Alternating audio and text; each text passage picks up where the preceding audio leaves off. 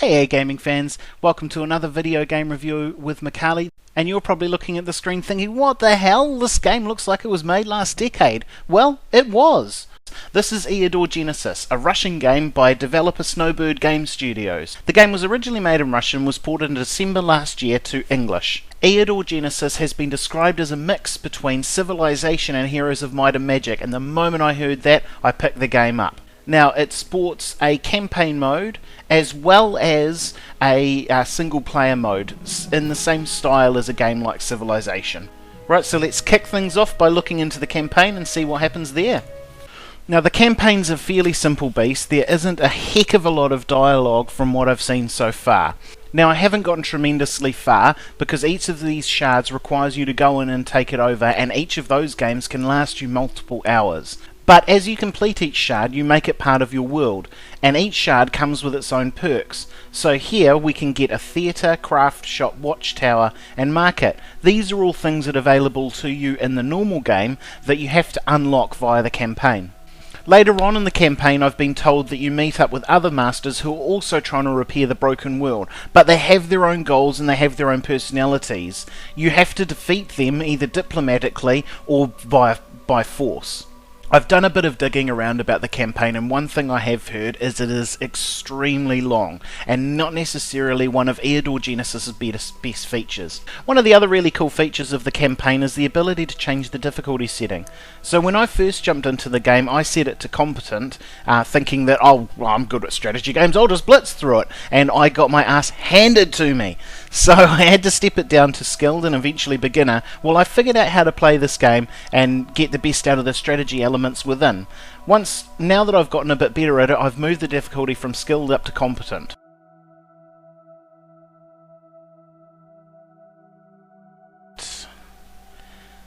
Back into the main menu, we can look at playing a single player game. Now, this is the single player game I've been playing for a while now, and it shows you the map interface of all the provinces. Here we have a stronghold, which is where I started off with, and then we've moved out through the continent and across here, where we've met up with our first opponent, who was this purple guy, and this is his stronghold here. I've recently just taken it over, and as you can see, I have a few different guys represented on the map. These are all heroes, and this is where the Heroes of Might and Magic element steps into it. Each of your heroes has strong abilities and is able to command armies. Here we can see my scout, and he's got a small army as well as magical abilities, and there's equipment to be had, as well as the different skill perks that he took as he leveled up. Now, all of this added together creates a real build system, something that's not often seen in games like this. I have to set up exactly which spells he's going to take that will work best with him, bearing in mind a ranged archer is very good at doing range damage, so I don't want to stop him doing damage too often, but I do need to bring skills like web, cure wounds, and vulnerability to take out the hardest foes. As well as that, you have to pair his skills and abilities up with the right army to make best use of him. Then added to that, you have to do the same thing for each of your heroes. So my commander here, who instead of doing physical damage himself, buffs his army, I've picked an army and abilities that work well with that. I've got horsemen for countercharge, archers to do quick damage, and then I plump for skeletons and zombies who I also buff, who can do damage to enemy archers and that sort of thing.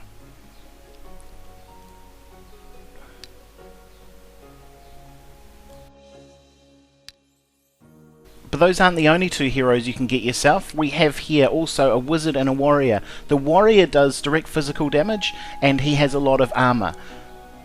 The downside to the warrior is that it's so hard to make an army for him, they just end up getting wiped out. Really, the army that accompanies the warrior are just there as a distraction for the AI player. The wizard I haven't played much with yet, but obviously wizards bring the magic. And there are a lot of support spells available. Speaking of magic, let's move into the stronghold.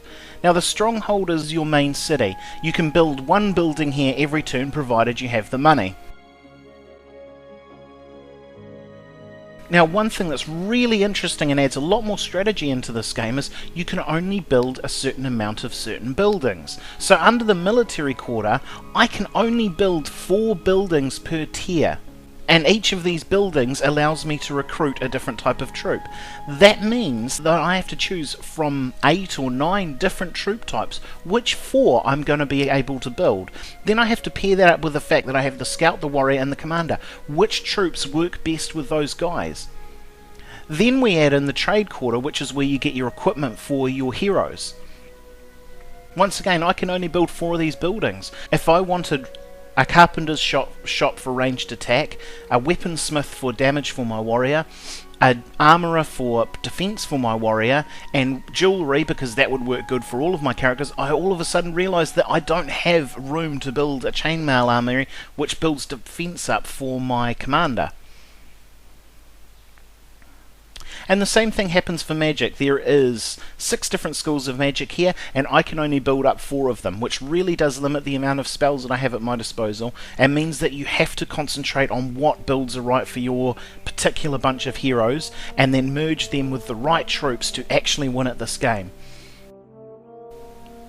It's surprisingly deep and complex, and really unexpected, but a really, really great feature. And back to the main menu. Now this province menu shows you what's going on within your civilization, and every turn you need to assign what your characters or your heroes are going to do. And in this case my scout, I'm going to move him back to the city so I can reinforce his army. I think the commander already had orders to move over here, and the warrior is will move into this territory and take it over for me. Now, along with being able to build one thing in your stronghold every turn, you can build one thing in your provinces every turn. If we click on this province here, we can see I haven't really built anything, I've only just taken it over. And I've got the choice of all these different things to build there. What I'm going to start off with is a pub. Now, pubs improve your income and the mood of the people within the city. In all of these cities, you'll get civil unrest if you go on too long without appeasing them.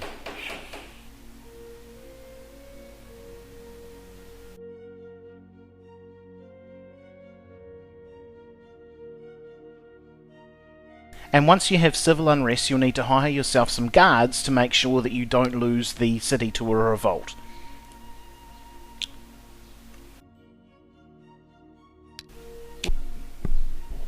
Now this box here is one of the really cool features of this game. This is an RPG style event.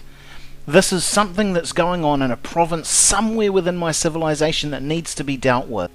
As you can see here, a statue of an ancient god of luck has appeared mysteriously in the middle of the city at night, in the province of Tor's Ridge. Now I can choose to arrange a proper festival, which will obviously be a good thing, break the statue, it's the work of our enemies, or these are stupid superstitions. So it actually brings morals and ethics into the choices that you make while playing the game. I'll arrange a proper festival because I've got heaps of money to do that with, and here's another event. There has been an earthquake in one of my provinces.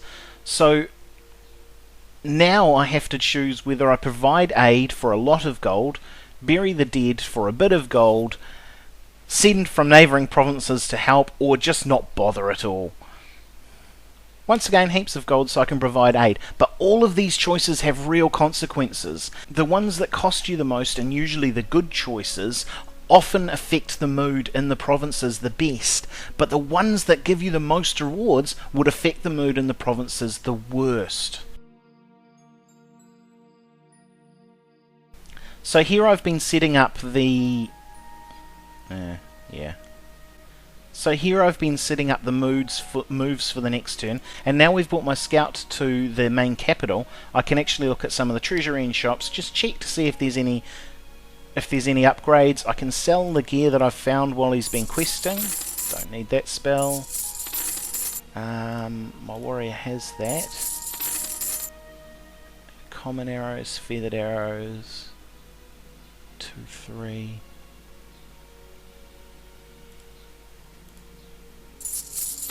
Oh. Heavy arrows need a repair. And that's that done. From here we also want to look at his spell book, and he doesn't need any extra spells, and he can hire troops. Now what to take for this guy? I'm thinking a little bit more ranged punch and a bit more healing will do best. Now I'm sending my scout out to look at some of the different quest areas around. As your hero enters a province, he can explore the province, and he'll often find these buildings. He can then enter the buildings and fight whatever monsters are there, and usually get bonuses from the fight, and possibly get bonuses from the buildings that he finds. And that's the way you develop resources within this game. So I'm going to send him off here because I know in this province I've got a couple of... I've got this ruined tower of minotaurs that I wouldn't mind trying to see if I can subdue. And we've reached the end of another game turn, so let's move on.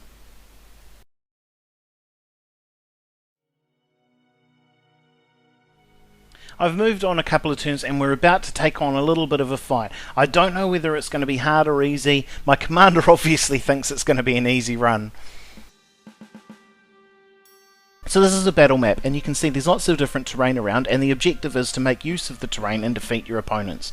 Now we've got a lot of horse here, so I'm going to have to be very careful with this army that I don't just get ripped to pieces. So I'm going to tuck some of these healers in the back, keep the archers up there. We'll see how I do. Oh, they've got first turn, so I'm going to get ripped to shreds by these archers.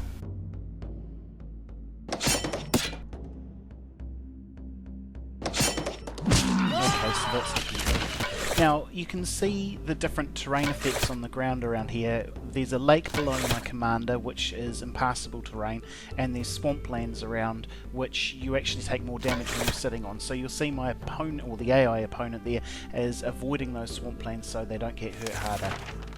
Now I've got nothing to help here. Right. See how this goes.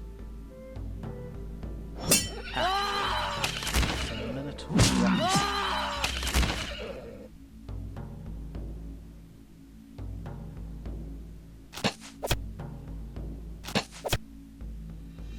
Oh, not quite enough. Bugger. Oh, that was stupid.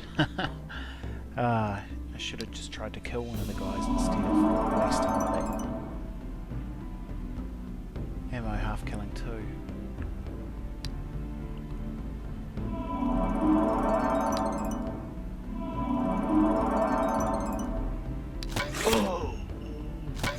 Forests also provide protection against range damage.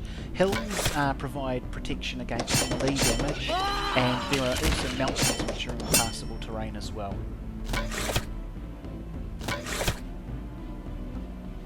Yeah, I didn't think this fight would go the best. It's going pretty good so far.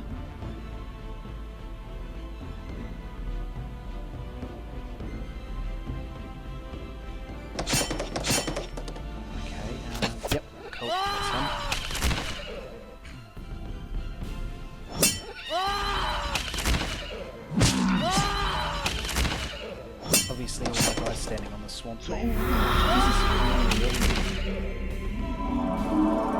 Healer can heal herself. And there's another skeleton trying. Oh, not quite, eh? Oh, archer and a healer, that's no good. Right, but they're all surrounded now, so I should be able to finish this one off easily.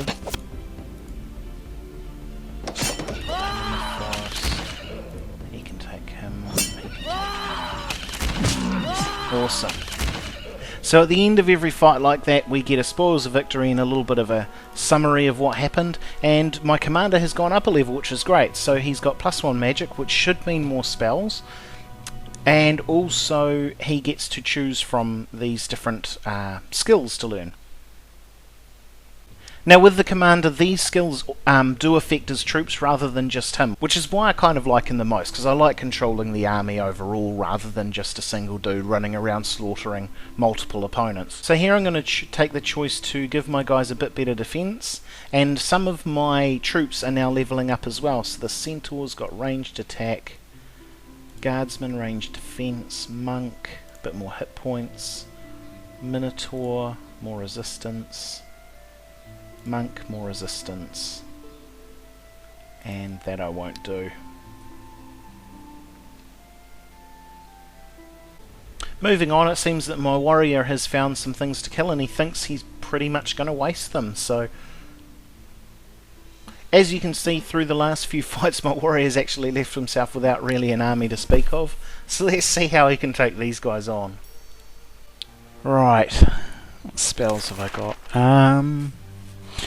Guess I could use the magic sparks to take out an archer or two. Hopefully these guys can't hurt him too bad. His armor's really good. Ah, that didn't get him. I think the best thing to do would be to jump on that hill to get the extra defense from being on a hill. They'll all have to stand, or some of them will have to stand in the swamps, so they'll be taking extra damage as the warrior counterattacks them.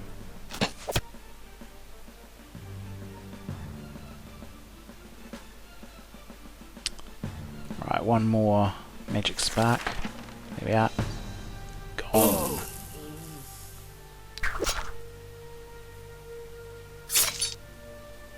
This is going to be a long fight.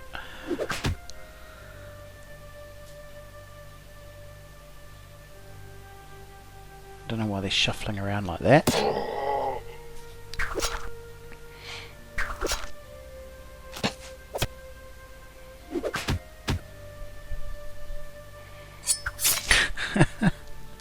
Okay, at this point I think it's going to be just a really long match of attrition, so I'm going to fast forward through this fight for the video.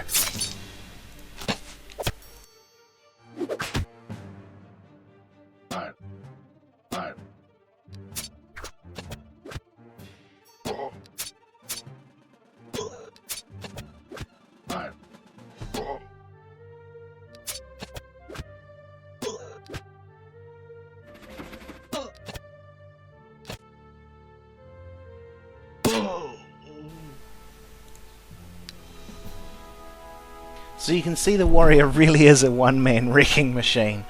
So what can we upgrade here? More defense is always good. Now a party of inquisitors, another one of these events has popped up, and a party of inquisitors has invaded one of my provinces. So let's see. And it was being defended by this group of adventurers, and their party has lost the fight. So that shows you some of the gameplay elements of this game.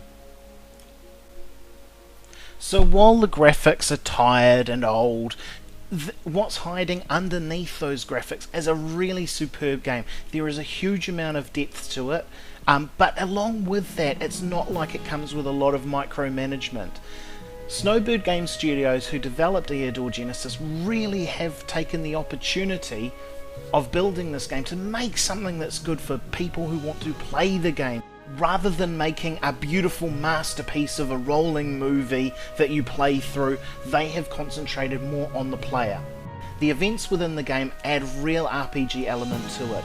You feel a little bit more like this is a living, breathing Civilization with things going on in it. It's much more than just a simple chess match moving your pieces around. For me, Eador Genesis has been a real gaming high to leave the year on. While there are some downsides in the graphics and the lengthy, boring campaign, in the not too distant future, a sequel to Eador Genesis is coming out called Eador Masters of the Broken World. Eador Masters of the Broken World is promising a better campaign, better graphics, and a revamped UI. And while normally this would make me skeptical about even bothering with Eador Genesis, the thing is so cheap. You can pick it up off GOG.com for only $5.99. And keep your eye out over 2013 for Eador Masters of the Broken World. It will be available on GOG.com and is currently going through the Steam greenlight process. So that's my review of Eador Genesis. Like this video if you like it, subscribe if you want to see more. My name is Makahli, catch you all later.